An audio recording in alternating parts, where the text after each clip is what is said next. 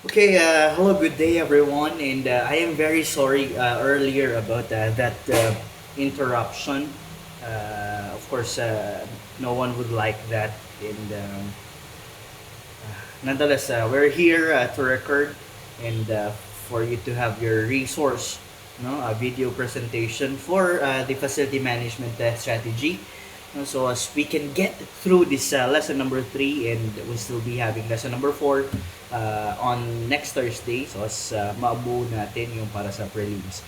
Okay, so you know that the facilities management helps in many ways, to achieve core to achieve business success, and because it assists the core activities of business, it could help to to boost efficiency and productivity, and also to save cost, para sa company.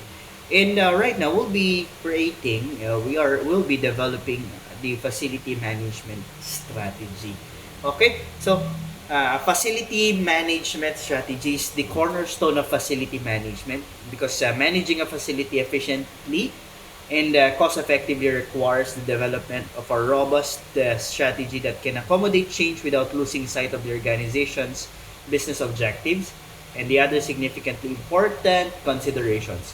It provides context of the definition, specification, and delivery of services that are basically two ways of looking at the management facility.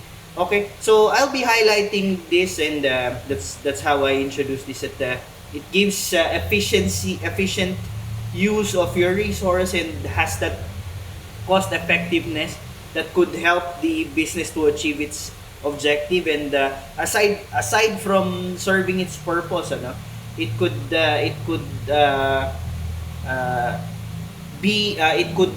help, the organization in a long term, because you can see that yung efficiency na yan, at kapag nagtagal, will result into more savings. And that's what operation management is all about. So it is effective, no? There's you can It can serve its purpose, and at the same time, no, you can save from that operation. So that's efficiency naman. 'Di ba? So again, those are always the goals of operations management, kahit sa ang areas or field yung pinag-uusapan natin, no? Okay, so in the last meeting, we talk about the corporate real estate management, and from there we've discussed that the bigger companies has different facilities, different location, and let us talk about what if you have a single location or single owned facility, or you have different areas in the region or in the country, or even offshore, no, as part of your facility. So it's also a decision, that you make, as a facility manager. Okay, so the business context for the organization is a key consideration in the development of strategy for facility management, and where it has a probability or responsibility in the single facility, it can concentrate upon providing the best conditions and arrangement for end users and other stakeholders. So most often in a single facility owner operator, no, it is maximizing what they have, no. So if you are leasing, or perhaps you own one lot, land, no, merong space, and then they will be maximizing those, na pwede rin yung office, pwede rin yung production, and pwede rin yung, of course, in relevance, or in accordance with safety and security standards and environmental laws as well, no. So they will be maximizing on the best condition, and after all, the single facility owner operator setup is the most flexible one, dahil nasa sa facility manager kung how they will be handling that, especially you can see all of the operations that is happening, lahat ng mga transactions and activities of the business are seen in this single facility owner operator setup, no. And then we have what we call, no, regional national facilities owner operator, wherein the organization owns and has responsibilities for multiple facilities. no? May nadidinig tayo sa internet, mga balita that there are hubs, ano? There are other facilities such as halimbawa sa mga regional facilities or island facilities such as Luzon manufacturing facility, no? Parang sa Coca-Cola meron sa San Fernando, meron yata sa bandang north, and then there's there are facilities in Visayas and Mindanao. No, kasi logistics wise in the manufacturing side, syempre if you will be transporting your Coca-Cola from Luzon to Mindanao, that will first the type of products that you'll be selling ay um, um, tawag dito maapektuhan, no, because of the weather, the climate, and the transport, no. That's why they have that kind of facilities. And if you are a big company, no, dito papasok yung corporate real estate management, that you are dealing with these different locations and facilities depending on the need, no. So it always tackles marketing here, that how do you study your supply chain, how do you study your customers or the distribution in particular, no, and the need of people. And um, kapag mas malaking kumpanya will be having this kind of setup, no, there can be clear benefits from adopting the same approach, no, economy of scale, no, from outsourcing to a single service provider. So pwedeng ikaw na gumawa niyan, but some companies opt others to do it for them, no. Okay, at kaysa sa mag-put up sila ng kanilang sariling facility, let others do it kasi hindi na natin kaya, no. So those are just sample. Okay, and then we have multinational facilities owner operator, wherein syempre outside, no, outside of the country, merong mga facilities that could be managed, no. Multinational corporations are more likely than not to outsource their facilities management, including service delivery. So yung iba nagtatayo talaga, no, mga multinational corporation, they tend to do so with large service providers that similarly have multinational presence, and a less likely scenario is for multinational corporation to outsource services to individual service provider in each country, no.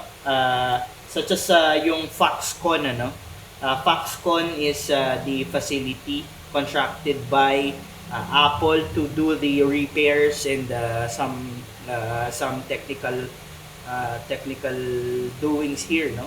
Yun yung facility, hindi not to put up because that will be costly naman. Those are the questions in multinational facilities, no, and they contract others to do that, or they do outsourcing. But some other companies, for example, that is owning Alaska, for example, merong parent company yun na multinational, so they put up their facilities here to produce as well under their same name or same company or child company, ano. Yun yung ginagawa nila. So this is concerning about how do you manage what you have, no. So sa kanila, they have the land, they have the factory or the productions per se, no.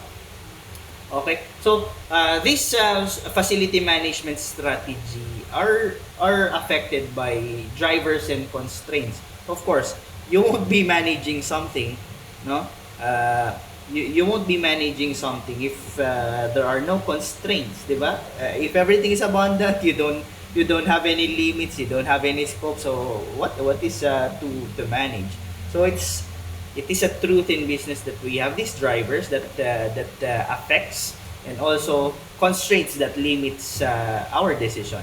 So organizations are driven, and at the same time constraints by many drivers or factors, no.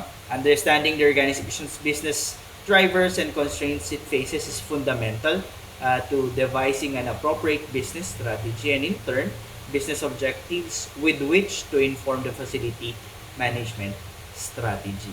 Okay, so this is concerning about our environment, no, that it affects, ano. And as a facility manager, you just don't deal with the logistical side or the facilities or the land or the properties, no. you also need to understand the environment, particularly the customers and the culture that your organization has, and outside or the community around you, no, for you to to make a decision, no, it's a good decision for that matter. Okay, so we have different organizational management levels in making facilities management decisions or strategies. So management can be taught as an acting on three levels: the strategic, the tactical, and the operational. So this generally accepted view in management is evident in most organizations, and it's not, however, associated with most effective outcomes. But syempre, they can be the basis, no, for the decision making. So again, it's not associated with most effective outcomes, but it helps, no, in decision making. Okay, so first is the strategic side. The strategic side is on the long term approach. No, it deals with how the company is looking forward in the next five years or so. No, so dito papasok yung will you buy, no, will you buy uh, a lot or a land and then put up your facility. Hindi katulad ng isang rent, mas madali, or yung lease, no, mas konti yung panahon. Kasi kung magtatagal yung lease, malulugi ka na. So you need to purchase your land na, no, or procure that land. Those are considerations here, no. Now on the tactical side, no, on the tactical level, it's from the strategic level, no. This strategic level is turned into workable plans. So that's on the tactical side. So these are on the objectives, no. How will you be dealing that? Most likely the middle managers will be doing this. And on the operational side, this is on the operations management level, on a day-to-day transaction. So, eto, pwede ka nang may gawin, no? Ito yung mga quick fix. So, what you'll be doing on that what you'll be doing on that layout, halimbawa, no, kung hindi naman maapektuhan pero kailangan, kumbaga, merong immediate na kailangang ayusin, no, on that layout or so on.